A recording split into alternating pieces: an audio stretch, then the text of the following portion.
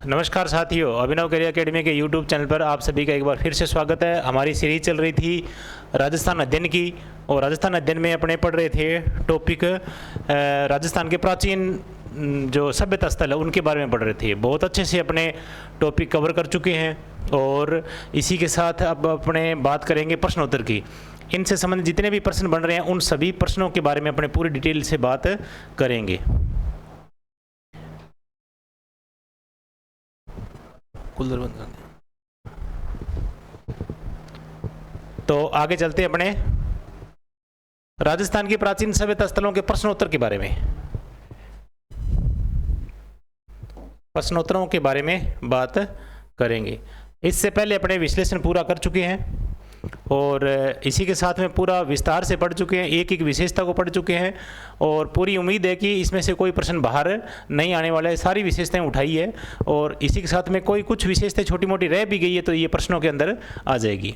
चलते हैं। निम्नलिखित में से कालीबंगा सभ्यता के संदर्भ में कौन सा कथन गलत है? गलत यानी इससे पहले वाली वीडियो में अपने सब कुछ विशेषताएं पढ़ चुके हैं। इन्हीं विशेषताओं के बारे में प्रश्न बने हुए हैं, इन सभी के बारे में बात करेंगे।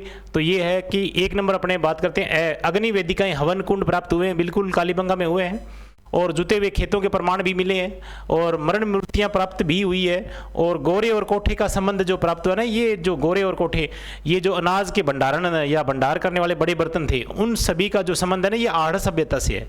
किससे है? आहड़ सभ्यता, आहड़ सभ्यता से है। ठीक है, तो इसलिए ये इसमें क्या है कि कौन सा कथन गलत है ये अच्छे तरीके से पढ़ना भी है। प्रश्न को पढ़ते समय आपको कौन सा कथन सही है, कौन सा कथन असत्य है, सत्य और गलत, ये इन सब चीज़ों के बारे में अच्छे तरीके से आपको पता होना चाहिए। तो इसमें द नंबर इसका आंसर आ जाएगा। और गोरे और कोठे पाथर जो है ना, ये अपने जो कि आहड़ सभ्यता से प्राप्त हुए हैं, जिनमें अनाज का संग्रहण किया जाता था। आगे चलते हैं। यानी ये 50 प्रश्नों की सीरीज है। 50 प्रश्नों के अंतर्गत यानी जो काफ़ी प्रश्न इसमें उठाए गए हैं। त्रिरत्न स्वास्तिक चिन्ह व दैया के चिन्ह प्राप्त हुए हैं। कहाँ से प्राप्त हुए हैं? बेराट, गणेश्वर और बागौर, रंग महल। इनमें आंसर आ जाएगा इसका ए नंबर इसका। ठीक है, मन ही मन में आप यानी जब मैं प्रश्न अगर मान लो पढ़ता हूँ तो उस टाइम आप यानी ये ऑप्शन देख करके विचार कर लिया करो भी कौन सा प्रश्न इसका, कौन सा आंसर इसमें होने वाला है और कौन सा इसमें यानी बाद में मैं सही करूँगा। तो ऐसे में आपको यानी आपकी अपनी जो मतलब रिवीजन है वो भी आपको पता चल जाएगा भी हाँ मेरी कितनी तैयारी है। इसका यानी बेराट हो जाएगा। बेराट सभ्यता कोटपुतली बैरोड में स्थित तथा यह सभ्यता बाणगंगा नदी के किनारे स्थित है। चलो आगे चलते हैं। बेराट सभ्यता यानी गणेश्वर अपने नीम का थाना और बागौर ये अपने भीलवाड़ा में, रंग महल हनुमानगढ़ में। कौन सी प्राचीन सभ्यता को प्राचीन युग की चित्रशाला कहा जाता है? बेराट, गणेश्वर, कालीबंगा, रंग महल। इसका आंसर ये हो जाएगा ए इसमें। ठीक है, बेराट सभ्यता इसका आंसर हो जाएगा। बेराट सभ्यता यानी चित्रशाला कहा जाता है क्योंकि बेराट सभ्यता में प्राचीन भित्ति चित्र यानी दीवारों पर बनाए गए चित्र अधिक मिले हैं, इसलिए इसको चित्रशाला के नाम से जाना जाता है। और बाकी इसमें ये ऑप्शन दे रखे हैं, इनमें से नहीं है और इनके जिलों के नाम याद होने चाहिए आप सभी को। ठीक है, डॉक्टर दयाराम साहनी ने सर्वप्रथम बेराट के किस स्थान को उत्खनन के लिए चिन्हित किया गया था? अपने बेराट स्थल में यानी 3 प्रकार से, यानी बेराट में अपने 3 प्रकार से पहाड़ियाँ पड़ी थी। एक तो बीजक की पहाड़ी, भीमजी की पहाड़ी, एक महादेव की पहाड़ी। इन सभी में से अपने बात करते हैं। इन सभी में से एक आंसर है, ये है कि बीजक की पहाड़ी और भीमजी की और गणेश्वर और भीम डोंगरी। तो ये बीजक की पहाड़ी पर ये क्या हुआ था, यानी दयाराम साहनी ने सर्वप्रथम बेराट के किस स्थान को उत्खनन के लिए चिन्हित किया था? बीजक की पहाड़ी इसका आंसर हो जाएगा। नेक्स्ट, 14 प्रकार की कृषि के प्रमाण यानी अपने कहते हैं कि प्राचीन यानी जो कृषि के प्रमाण जो सर्वाधिक यानी कृषि के प्रमाण जो मिले वो अपने को बागौर सभ्यता में मिले हैं, बागौर भीलवाड़ा से मिले हैं।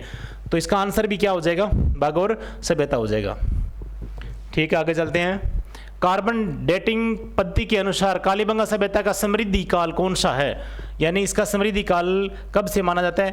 अपने बात की थी ये 2350 ईसा पूर्व से लेकर के 1750 ईसा पूर्व माना जाता है।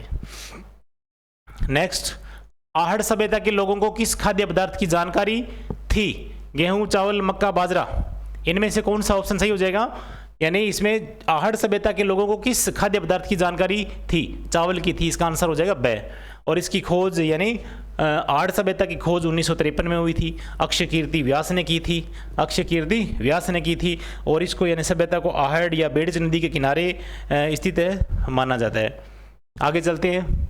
राजस्थान के किस पुरातात्विक स्थल से अपोलोडोट्स का सिक्का प्राप्त हुआ है? कौन सी सभ्यता से यानी अपोलोडोट्स का सिक्का प्राप्त हुआ है? तो इसका आंसर हो जाएगा ब, यानी आहड़ सभ्यता से। नेक्स्ट बात करते हैं, किस काल तक मानव पशुपालन सीख चुका था? किस काल तक मानव पशुपालन सीख चुका था? यानी पशुपालन की बात हो रही है। और बागोर सभ्यता में, बागोर सभ्यता किससे संबंधित है? कौन से पाषाणी युग से संबंधित है? तो ये मध्य पाषाण से है, तो इसका मतलब ब हो जाएगा इसका आंसर। नेक्स्ट, माइक्रोलिथ क्या है? माइक्रोलिथ यानी सूक्ष्म पाषाण जो औजार थे ना, उनका अध्ययन या उनसे संबंधित जो चीजें हैं वो माइक्रोलिथ के अंतर्गत, या माइक्रोलिथ कहते हैं उनको, लघु पाषाण उपकरणों को, इसलिए ये सूक्ष्म पाषाण औजार, ये ए नंबर इसका आंसर हो जाएगा। आगे चलते हैं। गणेश्वर यानी गणेश्वर सभ्यता की संदर्भ में असत्य कथन है, यानी गणेश्वर सभ्यता यानी पूर्व असत्य कथन। देखो, गणेश्वर सभ्यता के संदर्भ में असत्य कथन को पहचानना है। अब इनमें से चारों में से एक असत्य है, इसलिए इसमें से एक ये छांटना अच्छे तरीके से, और अच्छे तरीके से ये पढ़ेंगे और पढ़ी हुई अपनी सभ्यताएं सारी, तो प्रश्न करने में कोई दिक्कत नहीं आनी चाहिए। गणेश्वर सभ्यता पूर्व हड़प्पा कालीन सभ्यता है, ठीक है। गणेश्वर सभ्यता पूर्व हड़प्पा कालीन सभ्यता है, क्योंकि हड़प्पा कालीन से पहले की है, इसलिए जननी कहा जाता है गणेश्वर सभ्यता को, इसलिए सही बात है ये बिल्कुल। और गणेश्वर यहाँ लगा देते हैं अपने, ये सही है, गुड, यहाँ लगा देते हैं, ठीक है। और उसके बाद में गणेश्वर सभ्यता भारत में ताम्र युगीन सभ्यताओं की जननी है, बिल्कुल सही बात है, क्योंकि ऊपर वाली बात है ये इसी संबंधित है। और 6 नंबर इसमें, गणेश्वर सभ्यता में 1977 में रतन चंद्र अग्रवाल ने उत्खनन कार्य किया था। इतना अपने को पता है कि रतन चंद्र यानी RC अग्रवाल ने ये उत्खनन कार्य करवाया था, और ये अपने को ये भी सही बात है।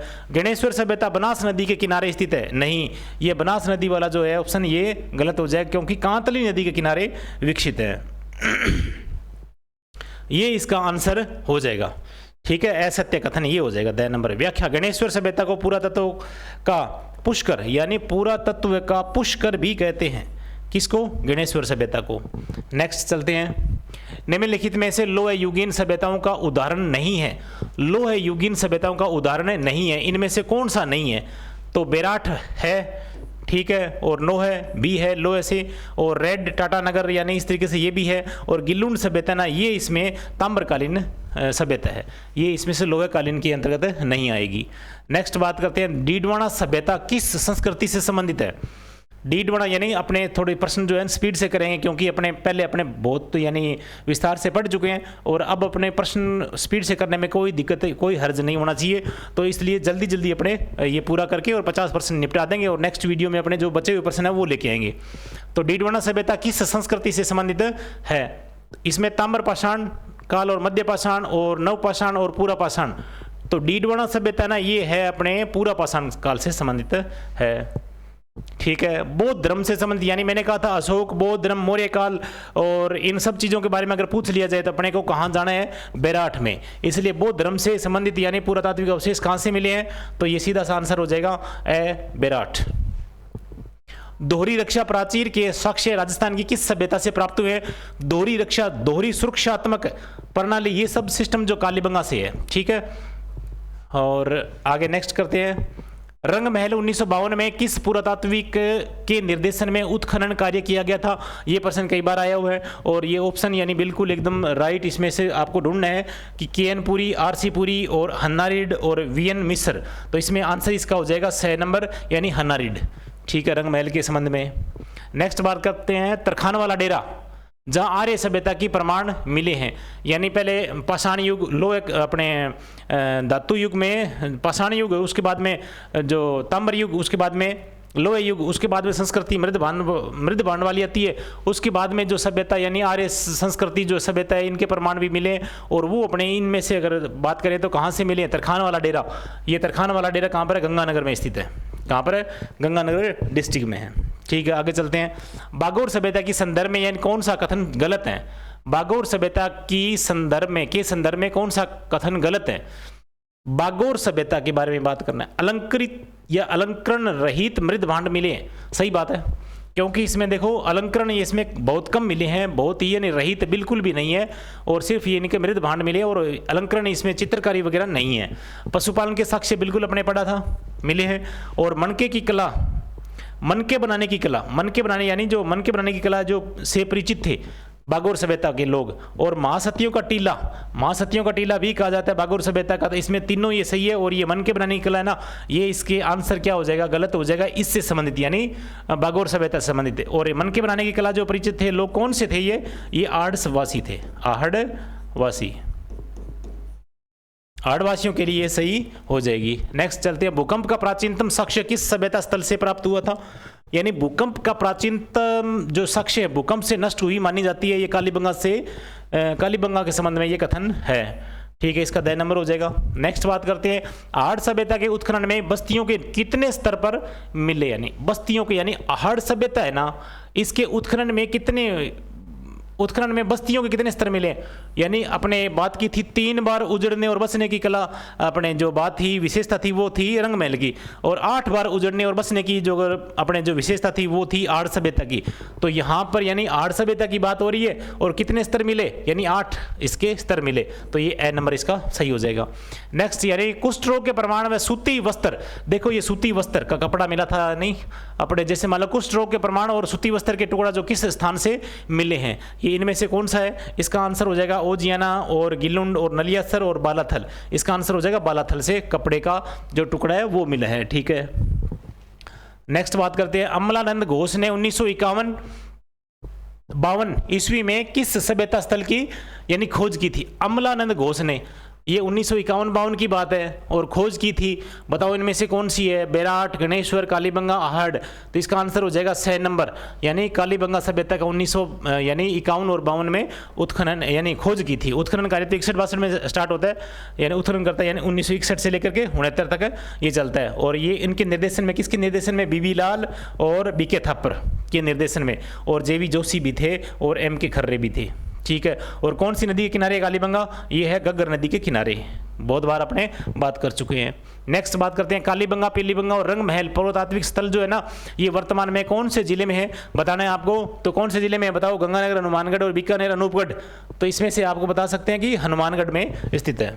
चलो नेक्स्ट, ताम्रवती नगरी के नाम से विख्यात पूरा स्थल जिसे धूलकोट के नाम से जानते हैं, किसके नाम से जानते हैं, धूलकोट के नाम से जाना जाता है। ये किसके नाम से, धूलकोट के नाम से। तो कौन सी सभ्यता इसमें बताओ, बेराट, आहड़, गणेश्वर, बालाथल, इनमें से। तो इसका आंसर हो जाएगा धूलकोट यानी आहड़ सभ्यता। और आहड़ सभ्यता के अन्य नाम क्या है, अन्य नाम भी है, इसमें ताम्रवती नगरी है, ठीक है, बनास संस्कृति भी कहते हैं इसको, और धूलकोट भी कहते हैं, आगाटपुर भी कहते हैं, और आगाट दुर्ग भी कहा जाता है। ऐसे कई नाम इसमें अलग अलग नामों से ये पुकारा जाता है। कई इनके उपनाम है, और उपनाम से भी प्रश्न बन सकते हैं। नेक्स्ट, निम्नलिखित में से सौंदर्य प्रसाधन प्रेमी, यानी सौंदर्य प्रसाधन का मतलब, जैसे मान लो कि अपने मतलब सौंदर्य प्रसाधन से संबंधित, यानी दर्पण है या कुछ और कुछ लगाने के लिए चेहरे पर या बदन पे लगाने के लिए, इस तरीके से जो मतलब उनके जो सिस्टम हुआ करता था, वो सौंदर्य प्रसाधन की जितनी भी सामग्री है वो किस सभ्यता से यानी अपने को मिली है। तो ऐसी इसका मतलब है यहाँ कालीबंगा सभ्यता में तांबे के दर्पण मिले हैं, तांबे के दर्पण मिले थे। इसका मतलब है कि दर्पण देख करके वो अपना चेहरा सजाना, ये सब चीज़ें काम किया करते थे, इसलिए सौंदर्य प्रसाधन प्रेमी हुआ करते थे ये कालीबंगा के निवासी। इसलिए यहाँ इसका आंसर हो जाएगा ब, कालीबंगा सभ्यता। कालीबंगा सभ्यता के संदर्भ में असत्य विकल्प का चयन करना भी, असत्य विकल्प ये अच्छे तरीके से याद रखना है भी, प्रश्नों में ऐसे असत्य, सत्य और इनमें से कोई नहीं, ये सब चीज़ें हैं ना, आपको अच्छे तरीके से याद रखोगे तो प्रश्न आपका गलत नहीं होगा। अगर आपका प्रश्न सही है, आपको आ भी रहा है, परंतु आपने प्रश्न को सही नहीं पढ़ा है, तो सत्य असत्य में उलझ करके आप गलत कर सकते हैं। तो असत्य यानी विकल्प का चयन कीजिए। कालीबंगा के लोग ग्रिड पैटर्न प्रणाली के आधार पर कृषि कार्य को अपनाते थे, बिल्कुल सही बात है। कालीबंगा सभ्यता के लोग मृत शरीर को दफनाने यानी कुंडल और दर्पण इन सभी ये साथ रखते थे, बिल्कुल सही बात है। यह सभ्यता ग्रामीण सभ्यता के रूप में विकसित हुई, यानी ग्रामीण सभ्यता के रूप में विकसित नहीं हुई थी, अपने बार बार अध्ययन किया था, नगरीय सभ्यता थी ये, यानी नगरीय और ग्रामीण नहीं थी, ये नगरीय सभ्यता थी, इसलिए यहाँ पर नगरीय जो ग्रामीण वाला है ऑप्शन गलत हो जाएगा। ये इसका आंसर जो है ना असत्य विकल्प, नीचे वाला जो इसमें द नंबर ये भी पढ़ लेते हैं। यानी कालीबंगा सभ्यता के लोग शल्य चिकित्सा, बिल्कुल शल्य चिकित्सा की जो चिकित्सा पद्धति थी उससे परिचित थे बिल्कुल, यानी एक खोपड़ी में, बच्चे की खोपड़ी में 6 छेद मिले हैं तो इसका मतलब ऑपरेशन की क्रिया वो जानते थे, तो इसलिए यहाँ पर अपने कालीबंगा से ये ऑपरेशन, शल्य चिकित्सा, इन सभी पद्धतियों के बारे में वो परिचित थे। तो ये यानी जो विशेषताएं, तीनों विशेषताएं कालीबंगा से संबंधित है, और ये विशेषता जो है ना ग्रामीण वाली, ये अपने आहड़ से संबंधित है। यानी आहड़ को अपने कह सकते हैं कि अपने ग्रामीण सभ्यता थी, और कालीबंगा ये नगरीय सभ्यता के अंतर्गत आती है। चलो, राजस्थान की वह सभ्यता जिसे ताम्रयुगीन सभ्यता की जननी कहा जाता है। जननी यानी अपने एक ही पर्सन बार बार पढ़ते हैं, जननी किसे कहते हैं? ताम्रयुगीन सभ्यता, गणेश्वर, नीमका थाना, और ये कांतले नदी के किनारे विकसित हुई है। चलो नेक्स्ट चलते हैं। निम्नलिखित में से कौन से एक पुरातत्वविद आयड सभ्यता से संबंधित नहीं है? आयड से संबंधित नहीं है, ये देखो नहीं वाला तो नहीं है, इसका मतलब RC अग्रवाल, रतन चंद्र अग्रवाल, ये आयड से संबंधित है बिल्कुल। और अक्षय कीर्ति, इन्होंने तो खोज की थी, ये तो है ही है। और उसके बाद में कैलाश चंद्र दीक्षित और HD सांकलिया, मैंने कहा था यानी आर्ट सभ्यता मैंने पढ़ाई थी ना, उसमें HD सांकलिया की बात की थी, और उनके साथ में अक्षय कीर्ति सबसे पहले बात की थी, उसके बाद में RC अग्रवाल है, ये भी उनके साथ थे। तो इस तरीके से ये तीनों इसके साथ है, मिलते हैं, आर्ट से संबंधित है, परंतु नहीं है कैलाश चंद्र दीक्षित। ये कैलाश चंद्र दीक्षित है, ये नहीं है। और ये कौन सी सभ्यता से संबंधित है? कैलाश चंद्र दीक्षित का संबंध बेराट सभ्यता से है। कौन सी सभ्यता से है? बेराट सभ्यता से है। तो बेराट सभ्यता स्थल से है, और पूर्व में यह सभ्यता जयपुर में थी, अभी वर्तमान में कोटपुतली में स्थित है। तो समझ में आ गई होगी सारी बात। यानी कैलाश चंद्र दीक्षित का संबंध, कैलाश चंद्र दीक्षित का संबंध है, ये देखो कैलाश चंद्र दीक्षित का संबंध, ये बेराट से संबंधित है, ठीक है भी। और RC अग्रवाल, अक्षय कीर्ति और HD सांकलिया, ये सारे आहड़ से संबंधित है। आहड़ सभ्यता स्थल को किस वंश ने अपनी राजधानी के रूप में भी अपनाया था? परमार वंश, गुर्जर प्रतिहार वंश और चौहान वंश? नहीं, इनमें से तीनों नहीं है, गुहिल वंश। क्योंकि आहड़ सभ्यता है कहाँ पर? उदयपुर में। तो उदयपुर में कौन सा वंश विकसित हुआ था? तो ये अपने गुहिल वंश। गुहिल वंश के शासक अल्लट ने 10वीं शताब्दी में अपनी दूसरी राजधानी आहड़ को अपनाया था। गुहिल वंश ने शासक अल्लट, गुहिल वंश के शासक अल्लट थे, तो अल्लट ने 10वीं शताब्दी में अपनी दूसरी राजधानी आहड़ को बनाया था। गुहिल वंश, इसका ऑप्शन सही हो जाएगा। गंदे पानी के निकास के लिए, यानी गंदे पानी की निकासी के लिए सभ्यता के लोग चक्रकूप का निर्माण या चक्रकूप को अपनाते थे। देखो, अगर गंदे पानी की निकासी के लिए अगर नालियों की बात आ जाए, नालियां बनाते थे, ठीक है, किससे? यानी लकड़ी की और ईंटों की नालियां बनाई जाती थी, तब तो कालीबंगा आ जाएगा। ये गंदे पानी की निकासी के लिए अगर मान लो कि ये लोक सभ्यता के लोग चक्रकूप को बनाते थे। चक्रकूप का मतलब है कि जो चक्राकर सिस्टम, यानी जो गंदा पानी था उसको मतलब शुद्ध करके, और उसके बाद में जो शुद्ध पानी है वो अलग कर देते थे और गंदगी अलग कर देते थे। इस तरीके से अगर मान लो पद्धति अपनाते हैं ना, तो ये पद्धति थी आहड़ सभ्यता में। किसमें थी ये? आहड़ में। इसका द नंबर ऑप्शन सही हो जाएगा। निम्नलिखित में से कौन सी सभ्यता बनास संस्कृति के नाम से जानते हैं? ठीक है, बनास संस्कृति, इनमें से बताओ कौन सी है? बागौर, बालाथल, आहड़ और बेराट। तो इसमें आ जाएगा आहड़ संस्कृति, ठीक है। इंपॉर्टेंट पर्सन है सारे के सारे, और हर एक एग्जाम में आने वाले हैं। राजस्थान में सर्वप्रथम पशुपालन के प्रमाण किस सभ्यता से मिलते हैं? बताइए, पशुपालन का सर्वाधिक प्रमाण यानी सबसे पहले बागौर सभ्यता से मिलते हैं। बागौर भीलवाड़ा जिले में स्थित है। यहाँ से 14 प्रकार के कृषि, यानी पहला ही प्रश्न आया था अपना, पहला 3-4 नंबर पे प्रश्न आइए, 14 प्रकार के कृषि किए जाने के प्रमाण भी मिले हैं। तो इसलिए बागौर सभ्यता ये किससे संबंधित है? यानी कृषि से संबंधित, यानी पशुपालन और कृषि से संबंधित है, ठीक है। राजस्थान में सिंधु घाटी सभ्यता के अवशेष कहाँ से प्राप्त हुए हैं? सिंधु घाटी सभ्यता के अवशेष कहाँ से प्राप्त हुए हैं? पीलीबंगा से, रंगमहल से? नहीं है, सिंधु घाटी सभ्यता यानी पीलीबंगा से नहीं मिले हैं, और ये रंगमहल तो है, ठीक है इसमें। और बाकी कालीबंगा और रंगमहल, ये ऑप्शन सही हो जाएगा, क्योंकि कालीबंगा से भी मिले हैं और रंगमहल से भी मिले हैं। बेराट, गणेश्वर यहाँ से नहीं मिले हैं, और आहड़, बागौर ये भी नहीं है। इसका ऑप्शन हो जाएगा ब नंबर, और कालीबंगा और रंगमहल। और निम्नलिखित में से सही कथन बताइए, इनमें से सही कथन कौन सा है? इन चारों को पढ़ना है, चारों स्टेटमेंट पढ़ने, और चारों स्टेटमेंट पढ़ करके इसमें से सही कौन सा है ये बताना है अपने को। कालीबंगा व्यास नदी के किनारे विकसित हुई? बिल्कुल भी नहीं है। घग्गर नदी के किनारे विकसित हुई थी, याद रखो बार बार, यानी रिपीट हो रही है सब चीज़ें। और बेराट सभ्यता से समुद्रगुप्त का यानी शिलालेख प्राप्त हुआ था, बिल्कुल भी नहीं है। बाबरू शिलालेख अशोक कालीन, अशोक के द्वारा जो लिखा गया था। और आहड़ सभ्यता के लोग मन के बनाने के कला से परिचित थे, ये प्रश्न पहले भी आ चुका है। यानी आहड़ सभ्यता के लोग जो है मन के बनाने के, ये इसका सही हो जाएगा आंसर, ठीक है, मन के बनाने के लिए, ठीक है। और सुनारी सभ्यता चित्तौड़गढ़ में विकसित हुई, सुनारी सभ्यता चित्तौड़गढ़ में विकसित हुई, ये भी गलत है। चित्तौड़गढ़ में नहीं है सुनारी, यानी झुंझुनू खेतड़ी यहाँ पर है ये सुनारी, ठीक है, इसलिए ये भी क्या हो जाएगा, गलत हो जाएगा। तो इसका 6 नंबर ऑप्शन क्या हो जाएगा, सही हो जाएगा। 6 नंबर ऑप्शन सही हो जाएगा। नेक्स्ट बात करते हैं अपने निम्नलिखित में से सुमेलित युग को युगम, निम्नलिखित में से सुमेलित असुमेलित युगम को छांटिए। असुमेलित यानी असुमेलित युगम को छांटना भी, ठीक है। असुमेलित, ये इधर सभ्यता दे रखी है, इधर वाले स्थल दे रखे हैं। तो असुमेलित यानी कालीबंगा कहाँ पर है, हनुमानगढ़ में, बिल्कुल सही बात है। असुमेलित छांटना है। रंगमहल कहाँ पर है, गंगानगर में, नहीं है, ठीक है। रेड टोंक में, बिल्कुल सही बात है। बागोर जो है भीलवाड़ा में, बिल्कुल सही बात है। ये तीनों ऑप्शन सही है ये। और एक बे नंबर जो ऑप्शन है ये क्या हो जाएगा, असुमेलित है, इसलिए इसका आंसर क्या हो जाएगा इस प्रश्न का, बे नंबर हो जाएगा। नेक्स्ट बात करें यूनानी राजा मिनेंडर की मुद्राएं। यूनानी राजा मिनेंडर की मुद्राएं तथा इंडो ग्रीक यूनानी शासकों के सिक्के कहाँ से प्राप्त हुए हैं, ये कालीबंगा से, बेराट से, आहड़ से और गणेश्वर से। बिल्कुल भी यहाँ पर यूनानी राजा मिनेंडर जो है ये अपने मुद्राएं जो यूनानी शासकों की, ग्रीक यानी इंडो ग्रीक यूनानी शासकों की जो मुद्राएं सिक्के हैं वो बेराट से मिले हैं। कहाँ से मिले हैं, बेराट से मिले हैं। नेक्स्ट बात करते हैं अपने, चलो भी, बेराट से प्राप्त बाबरू का शिलालेख यानी सम्राट अशोक को बौद्ध होना सिद्ध करता है। बाबरू शिलालेख में अशोक सम्राट जो है ना वो बौद्ध धर्म के माने जाते हैं, ये सिद्ध करता है। वर्तमान में यह किस संग्रहालय में सुरक्षित है, इलाहाबाद, पटना, कलकत्ता, चेन्नई, इनमें से आंसर हो जाएगा इसका कलकत्ता संग्रहालय में स्थित है, यानी the Royal Bengal Asiatic Society of Kolkata, Royal Bengal Asiatic Society of Kolkata, यानी इसमें क्या लिखा है,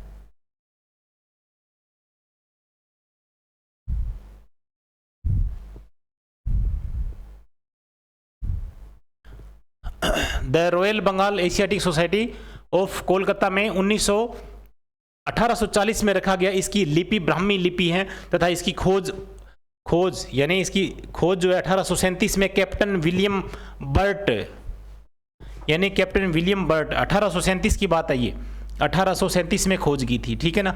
यानी the Royal Bengal Asiatic Society of Kolkata में 1860 में रखा गया था, 1840 में, सॉरी 1840 में रखा गया था। इसकी लिपि कौन सी है, ब्राह्मी लिपि है। कौन सी लिपि है, ब्राह्मी लिपि है। तथा इसकी खोज यानी 40 में तो वहां रख दिया कोलकाता में, और खोज हुई थी इसकी 1837 में। किसके द्वारा हुई थी, कैप्टन विलियम बर्ट के द्वारा हुई थी। नेक्स्ट, निम्नलिखित में से कौन सा स्थल प्राचीन मत्स्य महाजनपद देखो की राजधानी रहा है, तो बेराट, बिल्कुल सही बात है। बयाना, गरदड़ा, नगरी ये नहीं है, बेराट इसकी मत्स्य यानी जो महाजनपद था उसकी राजधानी रहा है। महाजनपद काल में बेराट को विराटनगर भी कहा जाता था।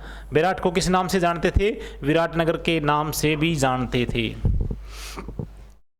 नेक्स्ट, निम्नलिखित में से कौन सा कथन गलत है, कौन सा कथन इसमें से गलत को छांटने भी, महासतियों का टीला बागोर, बिल्कुल सही बात है। गलत वाला छांटने अपने को गोफन के प्रमाण बागोर में मिले हैं। और इसमें बर्ड राइडर, रॉक पेंटिंग, ओजियाना, बर्ड राइडिंग, ये जो है बर्ड राइडिंग मतलब पक्षियों जो से संबंधित जो पेंटिंग है ना वो मिली है, वो अपने ओजियाना में नहीं मिल करके कहाँ मिली है, बूंदी यानी गरदड़ा बूंदी से मिली है, ठीक है, गरदड़ा बूंदी से।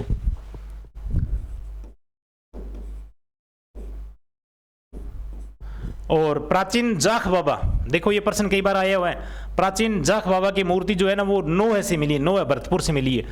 ये सारे ऑप्शन जो है ना इनमें से कोई गलत है तो वो सही कर देंगे अपना, पर ये प्रश्न सारे के सारे इन ऑप्शन काम आने वाले हैं। ऐसे नहीं है कि हाँ प्रश्न इन ऑप्शन में से कोई और प्रश्न बन के आ सकता है।